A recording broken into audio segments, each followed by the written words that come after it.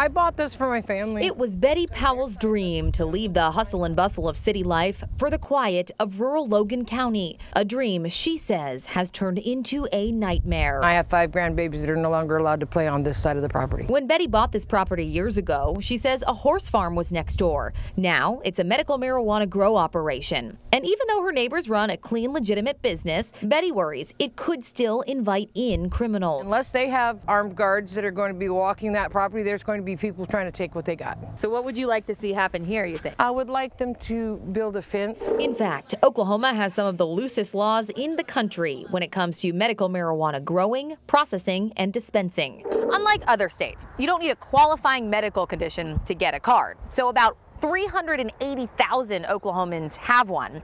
For some comparison here, at the height of Colorado's medical marijuana boom before it became legal recreationally in 2012, only about 128,000 people had a card.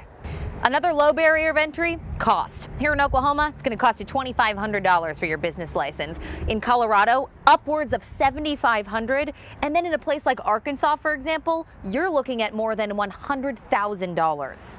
There are also no limits on the amount of dispensaries, individual plants, or grow operations. Now, the numbers do fluctuate often, but at current check, there are more than 7,500 licensed growers here in Oklahoma. That is more than 6 times the amount of medical and recreational grows combined in Colorado. We are the #1 source state now for black market illicit marijuana. And Mark Woodward with the Oklahoma Bureau of Narcotics says with the perfect storm of a free market, cheap land, and a pandemic, we became the Wild West of weed fast. Almost overnight, it seems like Oklahoma went from this quiet little experiment to suddenly the marijuana mecca of the United States. And Woodward says OBN is busy working to bust these criminal operations. Ones he says are bringing in illegal labor trafficking, nefarious activity, and even foreign cartels into our state. They've just expanded to include marijuana in their criminal enterprises because there's absolutely a tremendous profit margin. For example, Woodward says a criminal organization can grow a pound of marijuana for about $100 here. That same pound will turn around and sell in New York for $3,000 to $4,000. And since medical marijuana became legal in Oklahoma in 2018, OBN has shut down about 90 illegal farms, mainly in rural Oklahoma. So how can you tell if the one next to you is legit? Well, Woodward says, #1, most are, and #2, they are looking at the bigger picture. We want them to call us if there's a tip about a suspicious farm, but they can't expect us just to immediately go out, shut the farm down, and solve the problem, because if we don't do it right, we don't take down the group, that farm's going to be up and operating again with a brand new group within 48 hours.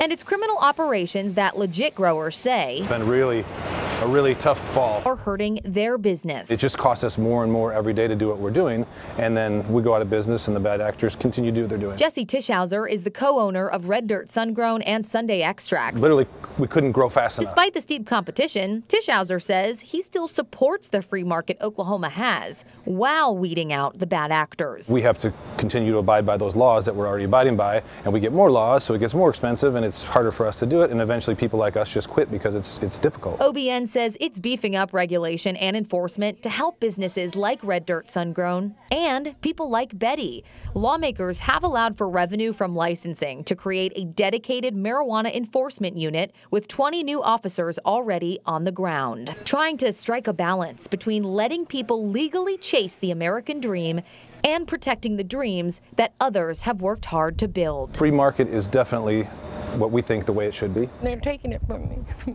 and I'm watching it die every day.